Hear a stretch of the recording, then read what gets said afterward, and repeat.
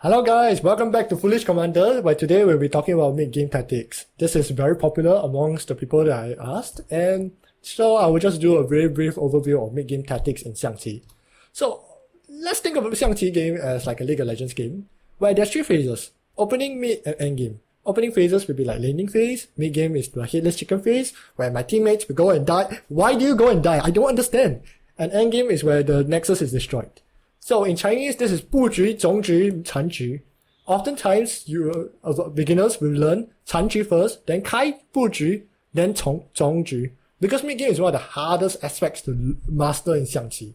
So the mid-game is around 15 moves into the game itself, and from there you can just develop the pieces. So what are tactics? Tactics are basically moves or series of moves that gives an advantage to a player. These are your golden moves and will greatly increase your chances of winning. These are very transferable between chess, shogi, xiangqi, any abstract board games. So the terms here that I'm using right now will also be transferred to other games as well. So this is also in forking, pinning, and windmill attacks or whatever. So what types of advantage are we talking about? We have material advantage, where we kill opponent pieces for guaranteed free. Positional advantage, where we increase our tempo or have a better placement, and it will make the game easier to win afterwards. So let's talk about this three: fork, discover, attack, and pin. There's a fourth one, but basically I will just go through them, and then I will give you guys some puzzles to do it. The notation may be wrong because I am in a rush. So tip number 0, very simple: freebies must take. If you don't take, you will cry. It's a very simple concept, but it's oftentimes neglected because of how messy the board game is. When people tunnel vision on a certain side and only focus on thinking about it, they fail to realize how free the pieces are. For example, what's the best move here? If your answer was chariot takes cannon, you are correct. Else, you may be developing a pawn or knight, you miss out a free cannon and the cannon moves away. This is my game against TP. I'm sorry. What the best game number 2? What's the best move here? In Xiangqi, it's very common for your rook to be lost due to an elephant. Many people neglect the elephant movements, and therefore you should take note on where does it go. So here the elephant takes the rook for free. What about the third one? What's the best move here? You can pause the video if you need more time. My answer here will be knight takes pawn, and knight takes pawn, cannon takes it. Taking central pawn with the knight, because the moment the cannon even if you trade it, you are, in value wise, you're up 1 pawn, but in position wise, you have a central cannon, which is extremely strong in Xiangqi. A unguarded central cannon is very strong. Of course, if you take it, he may move his elephant up to try to trade it with his cannons and all that. Then you can move it back and you just get a free pawn. Let's move on to the next one. Tip number 1, this is the first one. Forking people is 2 free pieces are better than 1. A fork is basically just attacking 2 pieces at once, and because opponent only has 1 move to defend, they are unable to defend both. It is guaranteed material if correct. Here are not forks though. For example, here, the rook can defend both himself and the cannon because he can go here to block the opponent knight, and now the knight is in danger. This is not a fork, and therefore it is not a very good fork. Technically it is a fork. Well, the next one, it is not a fork, because even though the opponent knight is taking both knight and chariot, a red knight can take black knight for free. So that's not a fork, really. Let's go through the 3 puzzles here. What's the best move here? Now, if you need more time, pause the video, but my answer is k6 plus 4 to attack both the knight and the cannon. This way, either way he chooses to defend, he will lose at least 1 piece. Moving on, next one.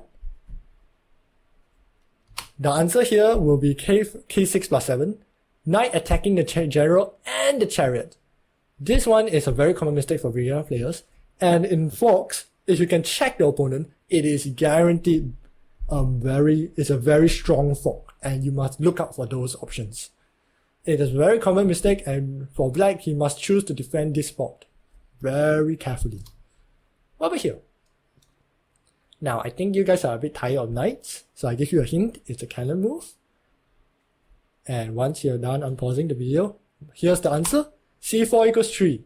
This attacks both the chariot and the elephant. Even if the chariot takes the knight, the cannon takes back the chariot, and because chariots are worth more than knights, you are still up a hit.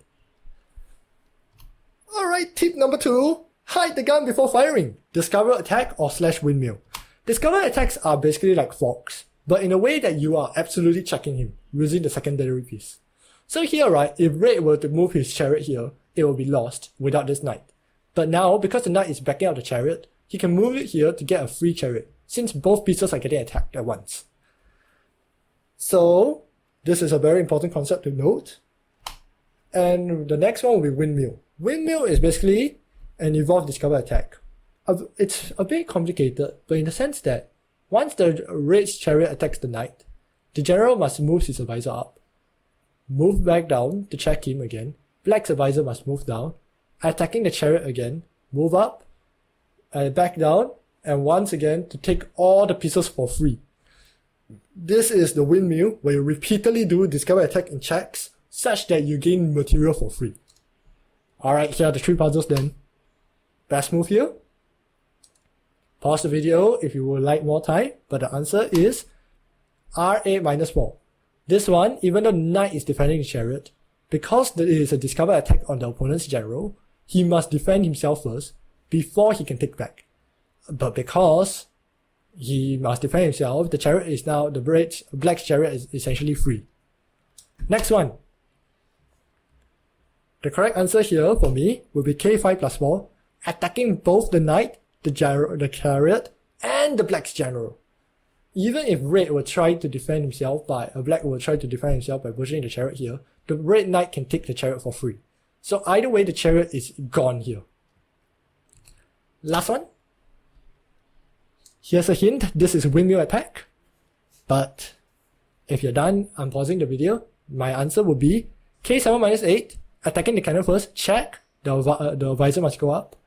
The rook cannot attack it because, it's check. Go back down to check him again, move it back, and attacking the chariot again, check, the advisor goes up, and that's all the value. You get a free cannon and a free chariot. This is a windmill attack. Alright, now the final tip of the day is pinned pieces. A pinned piece is basically trapping. It's very much like a trap where 2 pieces are trapped to each other. Most of the time it's a lower value piece and a higher value piece. It's very hard for the pinned player to play. Well, but here, the black's knight and chariot cannot move. Black's knight because the rules say so, but the chariot cannot move out because, he's trapped. If he moves anywhere, the black's knight will be gone, taken away. Now, what's so good about pinning pieces is that you can attack it. Let's say the cannon moves this line, this file. He can take the knight for free, or the chariot for free. I will leave it as an exercise for you guys to find out why. But, basically, after pinning, you should try to attack it, because that's, most of the time it's free. Let's go through. Here's the first one. Black's best move here will be c8 plus 3, actually c8 plus 3. Going here to attack, to pin both the knight and the rook. Now the next best move will be both the rook to attack the knight or the knight to attack the knight. This way, no matter what he moves, he will lose 1 piece for red. Here's the next one. This is one of my games. But for red, the best move here is raising the elephant, surprisingly. Because the knight and the chariot are pinned to each other, no matter what I move, I will lose material. This is my game, by the way. I played black here.